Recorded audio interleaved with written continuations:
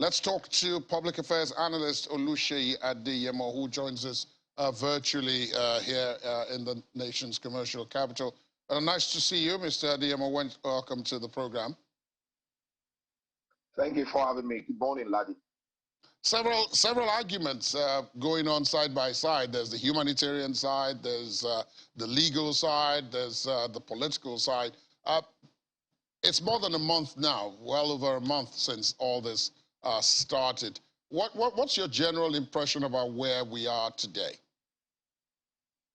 Okay, as a human being, I mean, I've always said that whether we like it or not, we'll always have situations like this, particularly when you have a superpower that in some way have been eliminated from the center of activities globally. Now, the idea is you would have him come at some point in time to say, look, guys, I'm still here, I'm still relevant, particularly when he discovers that he has a kind of strength that he has. For instance, I mean, we all have discovered now that the large chunk of gas supply to Europe, for instance, comes from Russia. We all have discovered that fertilizer and wheat in Africa comes from Russia. Now, you can have such a country now be treated as not being part of NATO or not being part of the central, governing house of the world. So, in my opinion, this has taught all of us a very, very good lesson. Europe, for instance, we know that they cannot have a situation where the large chunk of their gas is coming from Russia, for instance. And Africa, of course, should also learn and be ready to brace up. For instance, I mean, your last speaker, Ace from America, said this will have been an opportunity for Africa to feed the world, for instance. And we're re-edging that responsibility because we probably feel that the rest of the world will continue to feed us. We are the children of the world. We don't understand that God, in His infinite mercy, have given all of us the opportunity to play our role.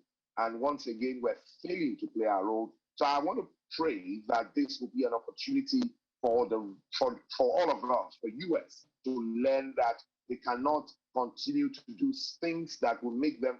For instance, a lot of people have said that if US had played their roles in world politics better, maybe they would have stand a chance to speak to Russia, and Russia would be willing to listen to them. But a situation where now that Russia is not willing to listen to them is not a very good situation for the world. So we're having to depend on Turkey now to be the one who is leading the negotiation, So I think this is a lesson for every one of us to check our relationship with ourselves so that when a situation like this occurs, and it will always occur, we would have, we'll be properly or better placed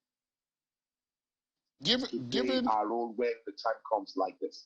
Given what we are now hearing, it does appear as if there's a slight glimmer of hope on the horizon from the meeting that you're talking about, which Turkey is arranging in Istanbul this week, so we're told, because over the weekend, President Zelensky of Ukraine indicated that he may now be willing to discuss a neutral or neutrality status for Ukraine, even though he has refused to countenance the issue of sovereignty. So it still remains to be seen how that will be worked out. The Russians, of course, are feeling the pinch. Also, at the end of last week, they admitted well over 1,000 soldiers of theirs have lost their lives in the conflict.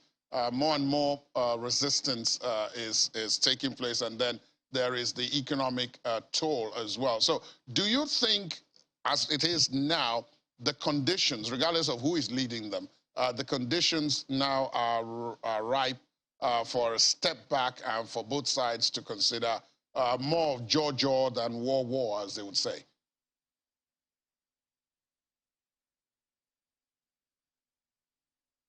Okay. Are you still able to hear me, Mr. Adeyemo? Are you able to hear me, Mr. Adeyemo? All right, we seem to have temporarily, possibly lost. Okay, I understand. Mr. Adeyemo, can you hear me now? Yes, I can hear you. My question was, with everything that we have heard now, do you think the atmosphere is ripe for a peace deal, especially considering that the president of Ukraine is saying that he's willing now to look at a neutral status for Ukraine. Russia is feeling the pinch as well, so it might be a bit more amenable to a deal, regardless of who is leading it. I mean, like I said, I was going to answer. I mean, unfortunately, the network was playing up. The thing is, it will be irresponsible of Russia and Ukraine at this time not to look at all the options on the table, because not that they are feeling the pinch, the whole world is feeling the pinch of whether you want to describe it as an invasion or war right now that is going on. Everybody is feeling the pinch, and I want to believe that the reasonable thing and the right thing to do is for everyone to be willing to look at how they would look at sort of taking a step back and considering whatever, I mean, is possible right now, because it is obvious that nobody's winning. I mean, Russia probably didn't bargain for the kind of resistance they're getting. They probably didn't bargain for the kind of reaction they're getting from the rest of the world. And they probably didn't bargain for the fact that the war was going to last this long. And I also want to believe that Ukrainians probably didn't believe that this kind of thing will come upon them. I mean, they are obviously losing a lot of people that are dying, and they're losing a lot of